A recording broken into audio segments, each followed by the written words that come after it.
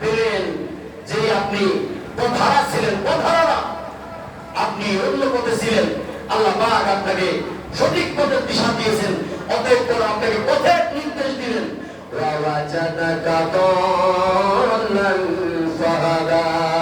তিনি তোমাকে নিঃস্ব অবস্থায় পেয়েছেন, অভাব মুক্ত পেয়েছেন, আর আল্লাহ তাআলা আপনাকে সম্পদশালী বানায় দিয়েছেন। সুবহানাল্লাহ।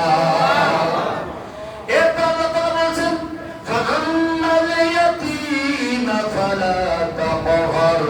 হে নবী, আপনি পিতৃহীনের প্রতি, যারা ইয়াতীম তাদের প্রতি কঠোর হবেন না, আপনি তাদেরকে কষ্ট দেবেন না, আপনি তাদের সাথে ঘৃণাচরণ করবেন না, তাদেরকে আপনি তাড়িয়ে দেবেন না, তাদেরকে আপনি কোনো ধাক্কা দিয়ে বিদায় করে দেবেন না। ওয়া আম্মাস সাইলা ফালা তানহার। আর খবরদার সওয়ালকারী ভিক্ষুককে আপনি ধমক দেবেন না, তাড়ায় দেবেন না। সুবহানাল্লাহ। ওয়া আম্মা বিনি'মাতি রাব্বিকা ফাহাদ্দিস।